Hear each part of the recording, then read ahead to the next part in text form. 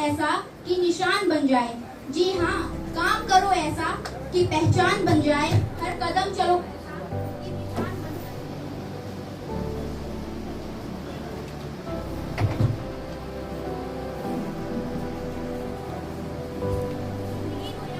यहाँ हर कोई काट लेता है जनाब। जी हाँ, जिंदगी तो यहाँ हर कोई काट लेता है जनाब। मगर जिंदगी को जियो इस कदर कि मिसाल बन जाए। सम्मानित जिलाधिकारी सर, अतिथिगण और मेरे माननीय शिक्षकगण और मेरे प्यारे बहनों भाइयों, आप सभी को मेरा प्रणाम। मैं रिया कक्षा 10 की छात्रा हूँ। जी हाँ, आज मैं आप लोगों को एक ऐसे शख्स के बारे में बताने जा रही हूँ जिसने भारत का संविधान रचा है और एक ऐसा इंसान जो पूरे भारत का, पूरे देश का सिंबल ऑफ नॉलेज कहलाया जाता है। मैं बात कर रही हूँ डॉक्टर भीमराव अंबेडकर जी की, जिनका जन्म 14 अप्रैल 1891 को मध्य प्रदेश के महू नामक ग्राम में हुआ था। ये एक बहुत ही महान इंसान थे। इन्होंने हर वर्ग को समान समझा और सभी वर्गों के लिए बहुत सी सुविधाएं उपलब्ध करवाई। अगर हम बात करें मजदूर वर्ग की, तो मजदूर वर्ग के लिए इन्होंने सन 1936 में इंडिपेंडेंट लेबर पार्टी, 1946 में फैक्ट्री अधिनियम, 1947 में ग्रेड यूनियन और मजदूरों के लिए 12 घंटे की जगह 8 घंटे काम उपलब्ध करवाई। इसी तरह महिलाओं के लिए भी इन्होंने बहुत से प्रशंसनीय कार्य किए, जैसे कि महिलाओं को समाज में समान अधिकार दिलाए और maternity leave, child care leave और नारी सशक्तिकरण, मताधिकार, ये सारे सुविधाएं उपलब्ध कराने के लिए महिलाओं को बाबा साहब का बहुत ज्यादा योगदान रहा है। बाबा साहेब का जन्म महार जाति में हुआ था, इसीलिए लोग उन्हें नीची जाति का मानते थे।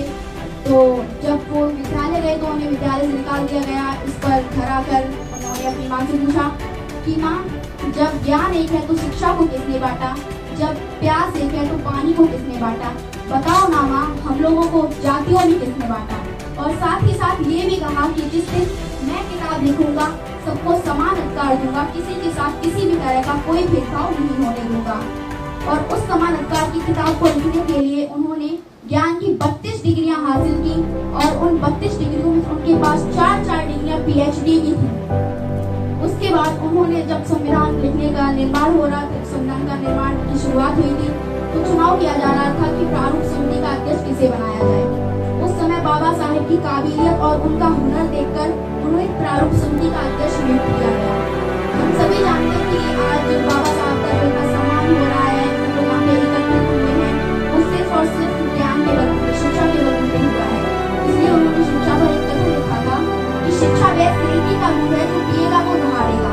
और ये कथन उन्होंने सिर्फ कहा नहीं बल्कि इसे पूरा करके दिखाया। उन्होंने शिक्षा रूपी दहाड़ लगाई है, वो आज देश के हर नागरिक में उनके कानों में और हर व्यक्ति शिक्षा के महत्व को समझ रहा है। और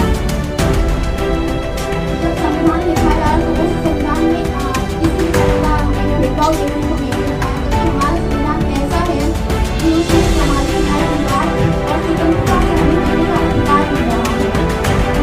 हमारे संविधान में भाषाएं की बात तो ऐसी है कि हिंदू, मुस्लिम, सिख, ईसाई सबको समान लिखा है, कि हिंदू, मुस्लिम, सिख, ईसाई सबको समान लिखा है। जाकर जात-पात के भेदभाव का सामान्य संविधान लिखा है। और हमारे भारत में कोई भी ऐसा राष्ट्रीय धर्म नहीं है कि जिसे हर व्यक्ति को मानना ही पड़े, चाहे वो हिंदू हो, मुस्लिम हो, सिख हो, ईसाई हो, वो किसी भी धर्म का हो, बस इस देश का होना चाहिए। उसे जरूरी नहीं है कि वो किस जाति का हो। और बाबा साहब ने 3 गुरु बनाए थे अपने, पहले तथागत बुद्ध और दूसरे महात्मा कबीर और तीसरे ज्योतिराव गोविंदराव फुले। इन तीनों गुरुओं से वो कभी मिले नहीं थे, पर फिर भी वो उनके विचारों को जानते थे, उनकी बातों को जानते थे और उन्होंने अपना गुरु बनाया। इस पर एक 2 पंक्तियां हैं कि वो को कहाँ ढूंढे रे बंदो, मैं तो तेरे पास में, ना मैं मंदिर ना मैं मस्जिद ना पाले कैलाश में, ना मैं जपने ना मैं कबूल ना मैं व्रत उपवास में, ना मैं जपने ना मैं कबूल ना मैं व्रत उपवास में, कहीं कभी सुनो मैं साधु, मैं तो मुक्त विश्वास में। संविधान निर्माण की प्रस्तावना लिखी जा रही थी, तो इस पर एक बहुत प्रस्तावना की शुरुआत की जा रही थी, तो लोग विचार विमर्श कर रहे थे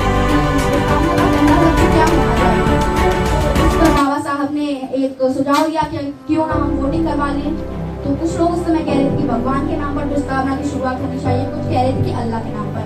तब वोटिंग करवाई गई। वोटिंग के दौरान 41 लोग इसके समर्थन में थे कि प्रस्तावना की शुरुआत भगवान के नाम पर हो, लेकिन उसी 68 लोग इसके विरोध में थे। तो तभी प्रस्तावना की शुरुआत किसी और लफ्ज से नाम होकर इसकी शुरुआत होती है, हम भारत के लोग, we are the people of India, इस नाम से